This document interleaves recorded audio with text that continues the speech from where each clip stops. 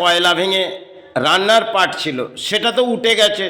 আজকে দেখবেন আইন ভাঙার সে সমস্ত আইনগুলো আজকে আমাদের রাজ্যের নেতারাও ভেঙে দেবে, আর সাধারণ মানুষ সেগুলো হয়তো তারা দানপত্র জীবনে যদি কিছু করে বসে, তাহলে আইনের পথটা তাদের জন্য যেন কঠোর হয়ে যায়। আর যে সমস্ত নেতারা আজকে বাংলার মাঝে এসে তারা উৎপাত হয়ে দেশের সংবিধান, সেটা তো বহু সময় গড়ে গেছে।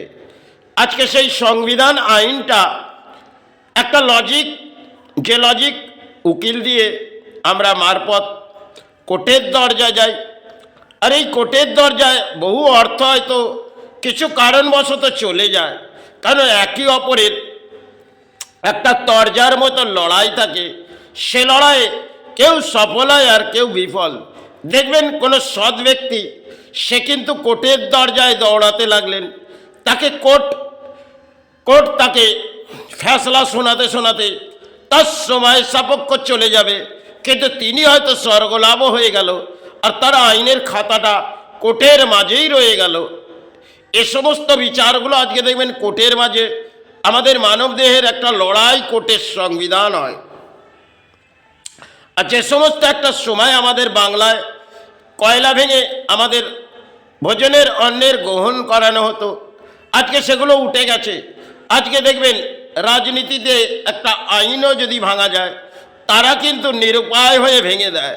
আর সাধারণ মানুষ যদি কোনো আইনের পথে তাকে দ্বারস্থ হতে হয়, তার জীবনে তো দুর্ভাগ্য থাকবে, আর নেতাদের জীবনে আইন ভাঙার পেছনে সৌভাগ্য থাকবে। এটা দেখবেন বাংলার মাঝে চলছে হয়তো একটা রাজনীতি, আর সেখানে বহু কিছু লজিক হয়তো উঠে আসছে। জানি না সংবিধান যে সময় গড়েছিল সে সময় তো আমি ভূমিতে আসিনি, কিন্তু যা সংবিধানের পরিস্থিতি এসে গেছে দেখবেন, সেই পরিস্থিতিতে দেখবেন উকিল, কারণ অর্থের জন্যে ওকালতি আজকে চলছে, আর তারা এই পরিস্থিতির মাঝে চলে এসেছে যেখানে তারাও কিছু আইনকে লজিক দেখিয়ে দেয়, আর সেই লজিক কখনো সংবিধান আইন ভাঙতে গেলে তাকে কিন্তু কোর্ট তার দ্বারস্থ হতেই হবে। এখানে সংবিধান, আর এই সংবিধানটাকে সব থেকে নিচু স্তরে করেছে পশ্চিম বাংলা, যে বাংলার গর্ব ছিল, আর যে বাংলার ধর্মের গর্ব ছিল সেটা তো সময় উঠে গেছে। আজকে রাজনীতির গর্বে সে বাংলা চলে এসেছে, আর তাদের পেছনে হয়তো জনগণ চিৎকার করে যাচ্ছে। কিছু মিডিয়া আছে যারা একে অপরের বলি আবড়াচ্ছে, সেখানে জনগণকে ব্যাখ্যা দিচ্ছে, দেখো উনি সাহারা আসছে, বাংলার কিছু গড়ে যাবে। এই ধরনের দুটি পক্ষের লড়াই হচ্ছে, কিন্তু বাংলার সাহারা তো সবাই ভেঙে গেছে, কারণ তাদেরও অহংকার ছিল, আর সেই অহংকার তাদেরও দমন হয়েছে। জানি না কলির একটা অদ্ভুত খেলা হয়তো আমাদের বাংলায় চলছে, কারণ শুদ্ধের যুগে হয়তো ব্রাহ্মণ্যস্ত হয়েছে, সেটা তো ধর্মের পেছনে, আর রাজনীতির পেছনে একটা লড়াই হচ্ছে। যে লড়াইয়ে জনগণ ভাবছে আমার নেতার সাহারা এলে আমাদের দানপত্য জীবন কিছু সাহারা হয়ে যাবে। দেখবেন এই বাংলার যা পরিস্থিতি, তাতে শিল্প তো নেই, আর নতুন করে মনে হয় কোনো শিল্প এই বাংলায় গজাবে না। গজাবে নেতাদের আবির্ভাব, কিন্তু তাতে যদি আপনার বাংলায় সৌভাগ্য এসে যায়, তাতে মনে হয় ঢাকঢোল বাজিয়ে আমাদের সেবা হতো।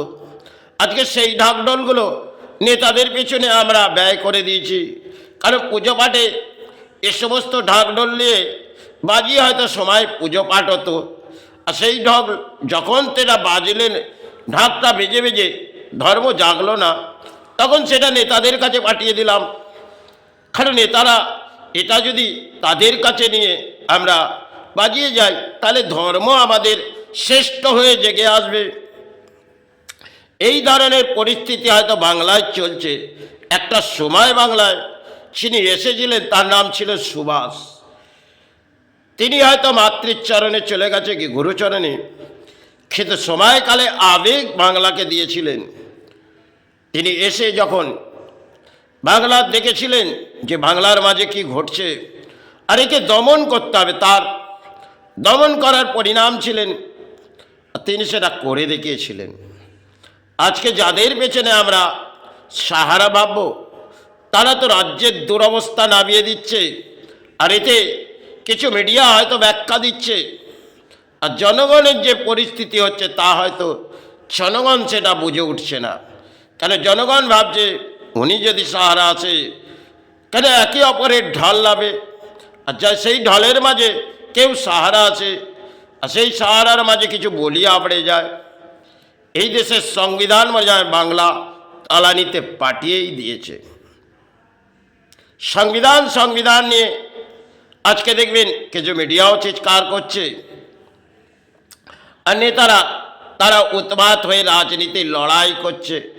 সেখানে তাদের কাছে দানপত্র জীবনে সমস্ত কিছু আইন তাদের আওতায়, কিন্তু জনগণের যেন দুর্ভাগ্য, তাদেরকে কোর্টের দরজা সৎ কর্ম করলেও কলির দণ্ড তাকে যেতেই হবে, আর মাথা পেতেই নিতে হবে। এটা একটা লজিক, আর এই লজিকে কিছু মিডিয়াও চিৎকার করে, কারণ তারা জনগণকে ব্যাখ্যা দেয়, দেখো ইনি সাহারা এসেছে, আর যদি আপনারা এনাকে ভোট ব্যাংক দিয়ে সাহারা করে দেন, তাহলে দেখবেন আপনার দুরবস্থা এবং আপনার পরিবার সন্তানদের দুরবস্থা কেটে যাবে। সবাই কাল থেকে হয়তো বাংলা এই দুরবস্থার মাঝ থেকে ফিরে আসেনি, আজও আসলো না। সে তো আজ হয়তো যাকে ভাববেন তিনি এই বাংলার কি গর্ব করবে। যেই আসুক না কেন অদল বদলের খেলা, এই অদল বদলের খেলায় আমরা রাজনীতির মাঝে চলে এসেছি। একটা সময় রাজার নীতি ছিল, সেগুলো আবির্ভাব রাজা হয়তো করেছিলেন। দেখবেন একটা সময় যখন আমাদের অচল পয়সা যেগুলো ছিল, সেগুলো সময়কালে কখনো এই অচল পয়সা আমাদের কিছু অর্থ দিয়ে গেছে, সেগুলো বাংলার মাঝে কেন ভারতবর্ষের মাঝে এই সমস্ত বহু কিছু লজিক আছে, সেগুলো আজকে ফুটে আসে। আর দেখবেন বহু কিছু আজকে আমরা পেয়ে গেছি, জীবনযাত্রার মাঝে বহু কিছু পেয়ে গেছি, আর বহু কিছু মানে হারিয়ে ফেলেছি। একদিকে যেমন ধর্ম আমরা তলানিতে পাঠিয়ে দিয়েছি, আর ধর্ম করে আমরা চিৎকার করে হয়তো পথের মাঝে যাই, সেখানে জানি না ধর্ম আমার জেগে আসে কিনা। কারণ ধর্ম করে চিৎকার করে সমাজের জনগণ যায়, এ বলছে আমার ধর্ম উচ্চ স্তরে গেল, ইনি বলছে আমার ধর্ম উচ্চ স্তরে, এইভাবে লড়াই চলতে থাকে।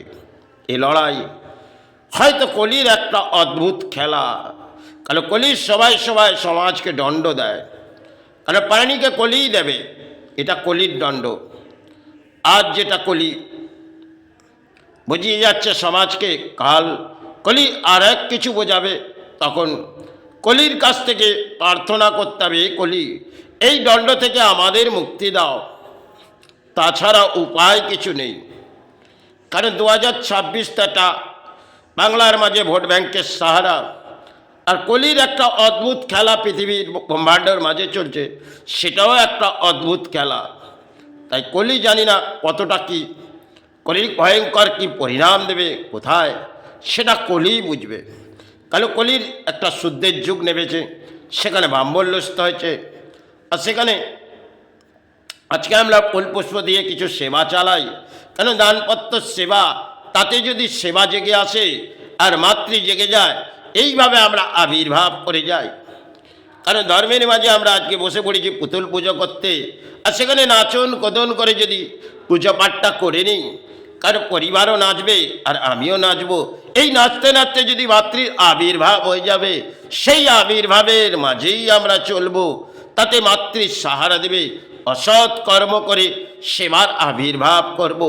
এটাই হচ্ছে কলির একটা অদ্ভুত খেলা। যাই হোক, এই খেলার মাঝেই হয়তো চলছে একটা রাজনীতির খেলা, চলে যাক যতটা অংশের খেলা, দেখবে জনগণ বড় অংশের খেলা।